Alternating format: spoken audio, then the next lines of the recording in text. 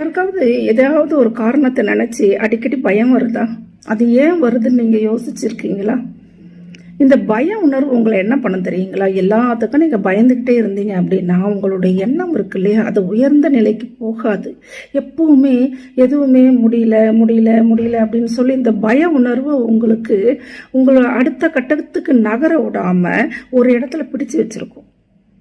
அப்போ என்ன பண்ணுங்க, நீங்கள் அந்த பய உணர்வை முதல்ல எடுக்கிறதுக்கு பாருங்கள். பயப்படவே பயப்படாதீங்க. ஏன் பயப்படுறீங்க? எதனால்? என்ன பண்ணிடுவாங்க? என்ன நடந்துடும்? அந்த இடத்துல நீங்கள் மாற்றி யோசிக்க ஆரம்பிங்கள, எல்லாமே நல்லா இருக்கும். இதை மட்டும் செய்யுங்க. அந்த பய உணர்வை எடுத்துட்டு என்னால் முடியும், நான் ஏன் பயப்படணும்?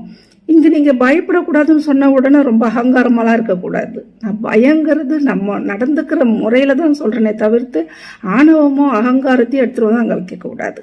அப்போது நீங்கள் புரிஞ்சுக்கோங்க, எதுக்கும் பயப்படாதீங்க, நம்மளால் எல்லாமே முடியும். அந்த ஒரு தன்னம்பிக்கை மட்டும் வளர்த்துக்கோங்களேன். பயம் அது தானாக போயிடும் நம்மளை விட்டுட்டு.